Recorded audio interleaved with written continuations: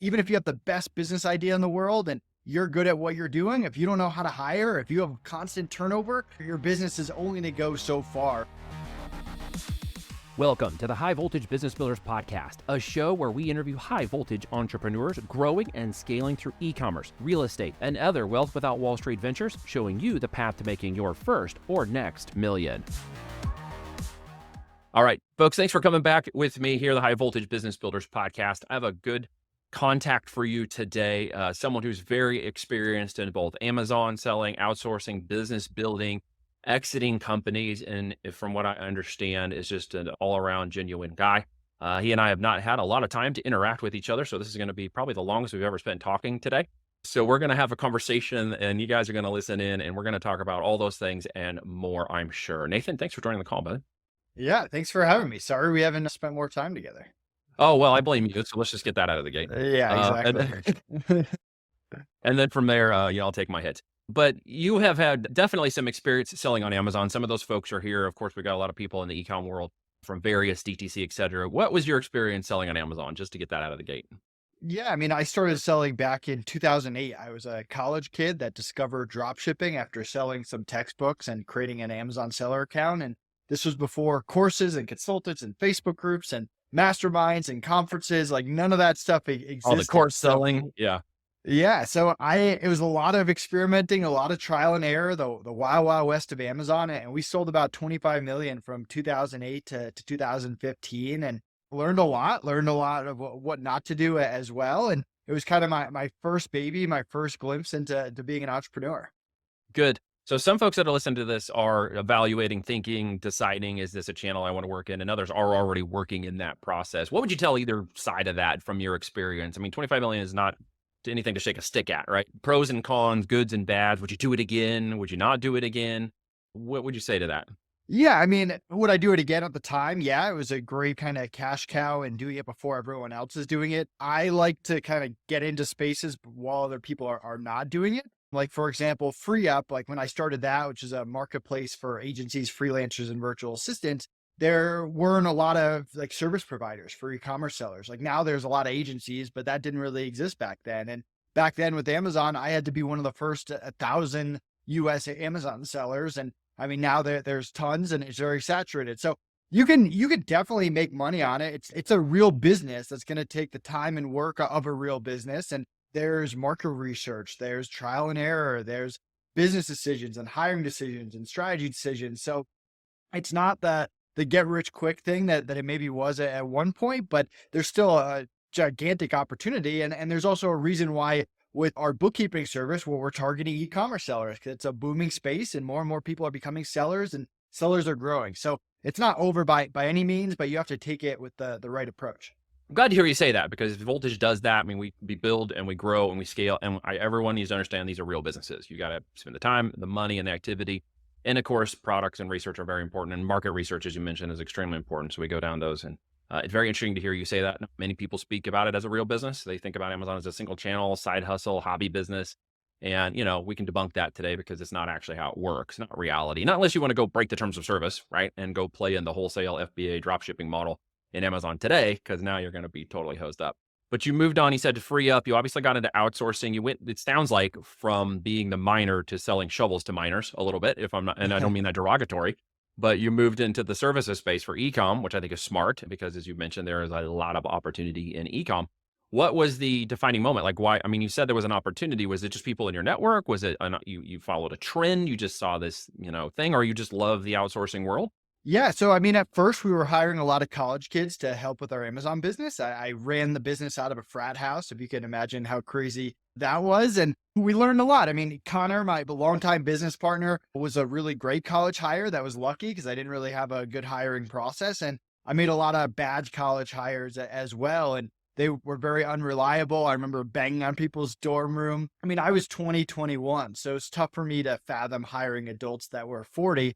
And a lot of them didn't really know what e-commerce was. So we kind of turned to VAs and freelancers out of necessity to get help for this business that was growing. And I ended up building a really great hiring process that took years to develop. And we had a rock star team. And as Amazon was getting harder, I also started to just network with other Amazon sellers, which again was a brand new thing that didn't happen for the first few years that I was an Amazon seller. So talking to them, they had the same hiring processes. And it started off like, hey, can I lease your graphic designer? Can I lease your Amazon lister? Can I lease your customer service rep? And that kind of gave us the idea for starting our own marketplace, Free Up. And we launched it with a minimum viable product, a software that did very little. And it quickly took off and surpassed our Amazon sales. And it was kind of a exciting time for us because we were doing B2B for the first time, building a brand for the first time, having our own website, learning SEO and partnerships and podcasts and all the stuff that goes with it. And we definitely like that more personally, opposed to selling products. It's more of just a personal preference.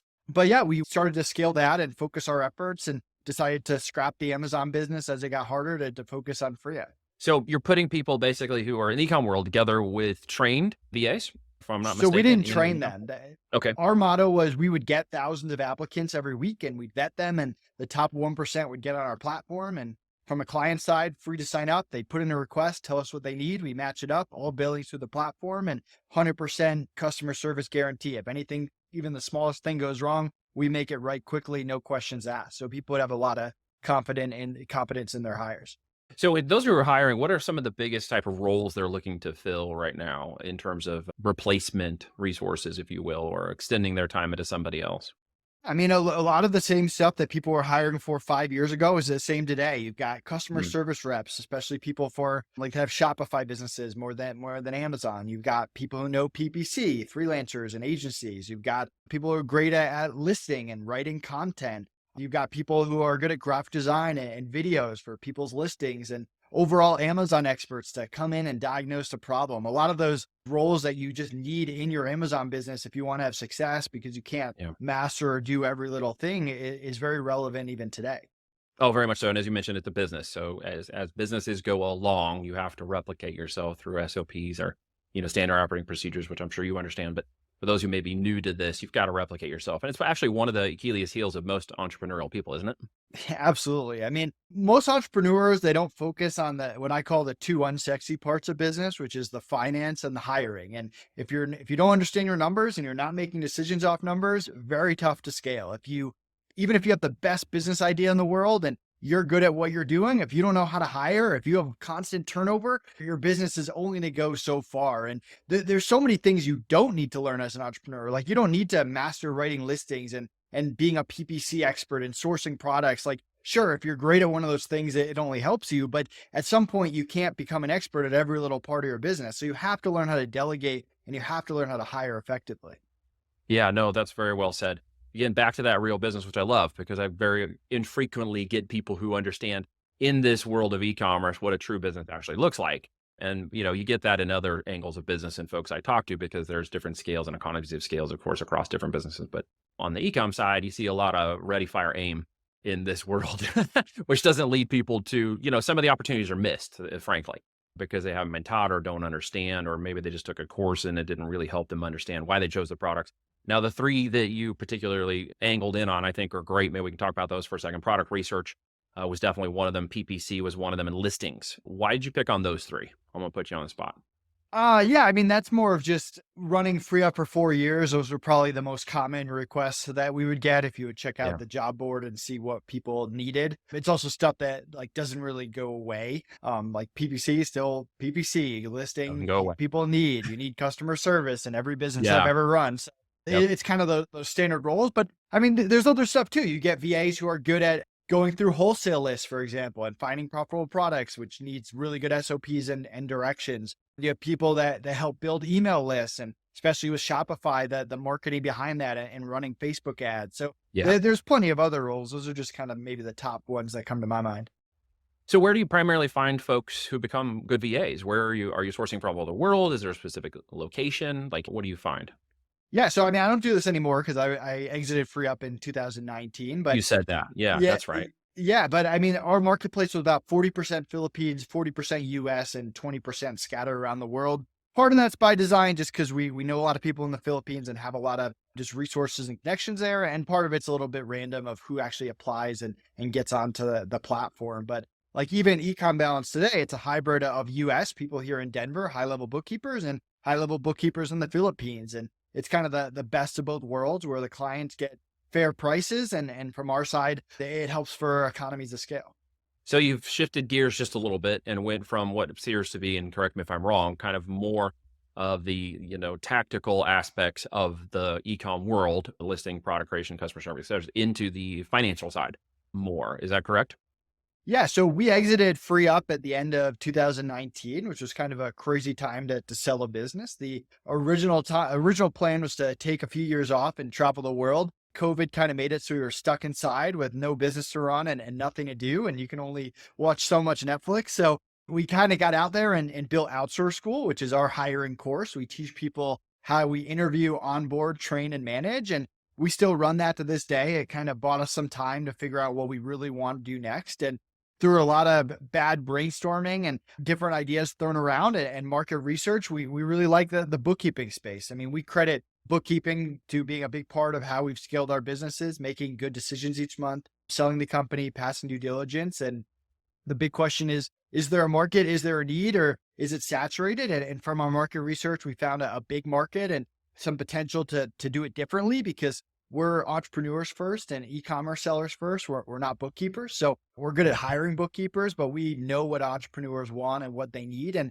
how to put things in a way that's easy for them. So that's kind of the approach we've taken for the past 9, 10 months as we build this up.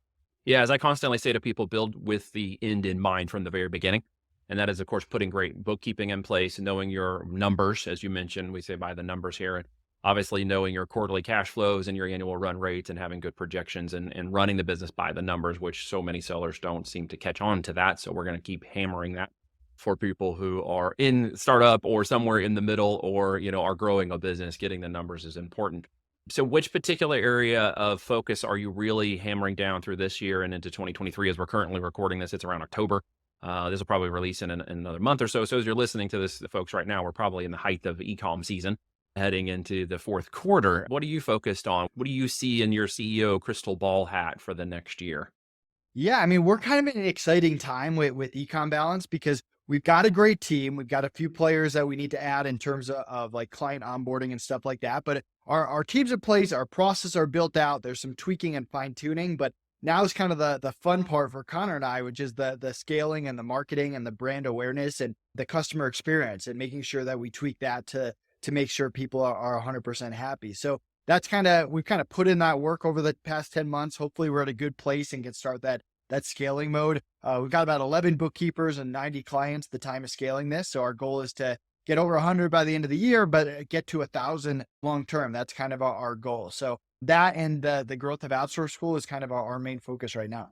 So if someone engages with you on that, what's the process look like? If I'm already got a bookkeeper or I don't have bookkeeping, just walk me through it. So if someone's listening, they kind of get an idea, a visual, and a mind movie of how they'd work with you. Yeah, you create an account on our site. It'll ask you some questions about your business and get us access to your current books. We'll get you a quote. That quote will be two things: fixed price for any kind of setup, catch up, cleanup, and then a monthly fixed price of what your price will be going forward. We charge you on the first. You get your books by the 15th, income statement, balance sheet, cash flow, along with great customer service to help you along the way. We don't do any tax. We communicate directly with your CPA, but that's pretty much the process. Cool. Do people integrate their seller accounts with you? Say if they're on Amazon or something, do they integrate that to pull data automatically, or do they have to do it themselves? So we use a tool called A2X, and that will connect it to any marketplace you have and connect that directly to QuickBooks or Xero. Those are the two bookkeeping softwares we're compatible with. So all of that, if you agree to our quote, we walk you through that during integration. It's pretty quick and easy and makes it so we can get accurate data and get you accurate data. Very, very cool, man. So if you had a couple things, like there's two kinds of avatars we're talking about. Someone who's just getting started or thinking, hey, I'm going to do this and I want to get my books right. And then there's a person who's already doing it. Let's speak to each of those for just a second. The first person getting started, what are maybe the top three things they need to know, bring to the table, or have aware in their mind as they're going to start putting some bookkeeping together with you guys?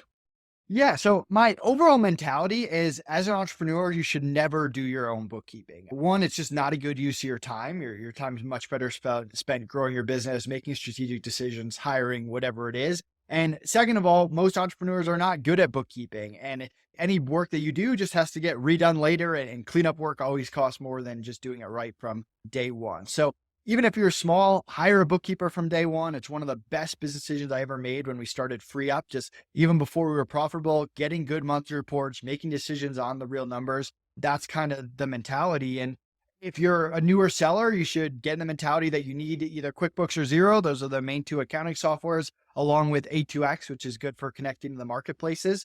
You also should set yourself up to make it simple. That means having a business bank account, a business credit card, ideally one that allows view-only access so you don't have to download statements every single month. Make sure you're not intermingling personal and business, because that's a nightmare for your bookkeeper and will get you in a lot of trouble with the IRS. And it's those basic setup things that are just going to make it easy for any bookkeeper to work with you. And even if you're hiring a cheap bookkeeper to start and upgrading later, that's still usually better than doing it yourself. It's something that should be off your plate. Yeah. And that's a serious business move, right? I mean, as we're talking about building a business here, there are concepts, once again, that I can't do everything. I may want to use the house analogy. Like, I'm not a concrete guy. So if we're going to go put a foundation in, I'm not the guy that you want to go out and lay concrete. Same deal here. But I still see a lot of entrepreneurs thinking that they can do that, or that they're going to cut costs or this kind of thing. And guys, this is a big warning that you're hearing here from Nathan. I've echoed it before on other podcasts and videos. You cannot do all things, as I've said, and you can't ride all those horses. You only got one seat. So make sure you understand where to focus your time and energy and effort. And Nathan, you hit it right there. What are the revenue generating activities that you should be actually focused on? Building the business, product research focus, brand focus, market research and segmentation and marketing should be the big things that you're looking for. Anything else that somebody's already selling and wants to move? Why would they move? Why would they take the time and effort, Nathan, to switch from a current situation to you? Yeah, so it could be a bunch of things. I mean, one, a lot from our market research, a lot of people use bookkeepers that don't understand e-commerce. Like, for example, they might use the amount that's deposited in your bank account as the top line in your income statement, when that's just not correct. There's Amazon sales and fees and all the stuff that goes underneath it. You might have people that are doing inventory or cost of goods wrong. You might have bookkeepers that are only set up for cash basis, when if you're trying to sell your business or really understand your numbers, you really need to be set up as accrual. Or you just need better segmentation, where if you're selling different SKUs, you want to be able to see how each SKU is doing, different brands, same thing, different marketplaces. And there are plenty of sellers who might be selling 5 products, but only one of them is profitable, and they have no idea because it's all lumped together into one thing. So just a few things to kind of keep in mind. As an e-commerce seller, you want a bookkeeper that knows e-commerce and understands e-commerce. Yeah, absolutely. Well, folks, look, Nathan obviously knows this stuff. If you're interested in that bookkeeping, go to ecombalance.com, if I'm not mistaken. Yep. And make sure you check that out. Maybe have a call with them, figure out what they're doing, see what the value might be of changing or starting with your bookkeeping. As we've said, and hopefully you're listening to this, you will want to start bookkeeping, even if you started imperfectly. You want to have something done in which you can control your numbers and know the cash flow, know the money in, know the money out, and understand how to properly account for cost of goods, for fees, and other things that most people miss. And then 4 to 5 months into the sales, Nathan, I'm sure you know this, they figure out it's not profitable. The product really isn't working great. And $1 in profit per unit is not a business make, even on volume. So any final parting words that you'd love to give everybody here before we cut out? No, I mean, we covered a lot of it. Go to ecombalance.com, get 2 months free. Go to Outsource School. You get a 30% discount if you mention this podcast. And yeah, thanks so much for having me on. Feel free to connect with me, Nathan Hirsch, on any social media channel, even if I can help you, which has nothing to do with hiring or bookkeeping. Great talking to you, brother. Thanks for coming on. You too. If you like this episode, please share it with people you think will enjoy it as well. Thank you for listening, and be sure to tune in next week for a brand new episode of High Voltage Business Builders.